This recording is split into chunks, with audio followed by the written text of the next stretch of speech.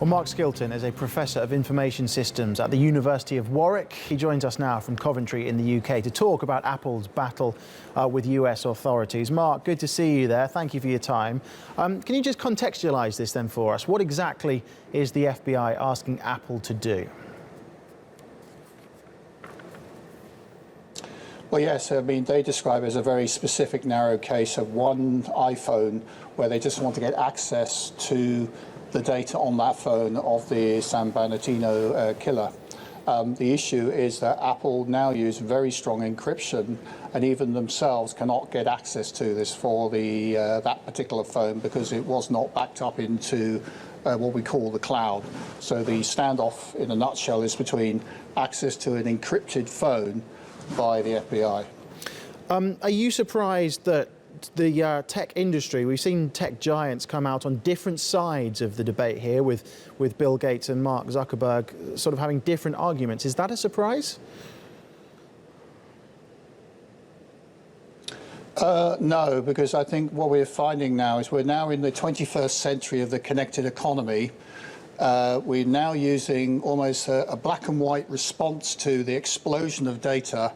We have very strong encryption, which in the case of Apple have implemented what the technical cyber experts call a 256 encryption standard, which is a military standard. The problem is it's almost too good.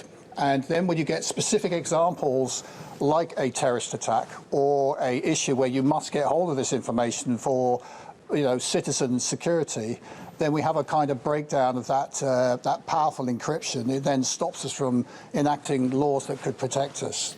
But the FBI do believe that there is a way to get access to the data on the phone, don't they, in this specific case? Well, that's it. I mean, technically it can be done. I mean, without going into the detail of it, is that effectively Apple can write a new operating system and then enable access. The root question, though, is a level of trust to do this, and why Tim Cook from Apple is objecting to this, I believe, and why he's getting support is that as soon as you introduce a backdoor method, a way of getting past the very strong encryption, what you introduce is a weakness to the system. And no matter how good that is, what you're doing, as hackers and history tells us, as soon as there's a weakness, there is a exploitation. And the worry is that it's not just this one-off case, that it then allows surveillance by governments, by hackers or others. And the question is really a trade-off between personal security versus how do we enable identity control access without giving away the keys to Pandora's box and allowing more surveillance. And this is the kind of triangle, if you will, that's being played out at the moment. So which way do you see this face-off going then at the moment? Well, my personal view is I think we haven't actually seen the last of this. We're seeing debates between technical experts and through lawmakers.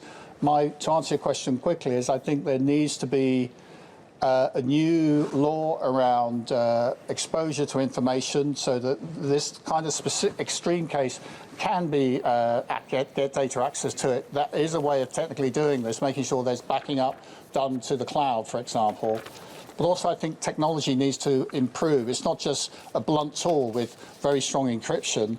I think Apple and others need to go back to the drawing board a bit and think again, so we have strong security for our privacy, but also allows lawmakers to be able to get hold of information for legislative reasons and legal reasons, but without opening Pandora's box, as I say, to more surveillance in society, which none of us want, I think. OK, Mark Skilton, thank you very much for your time.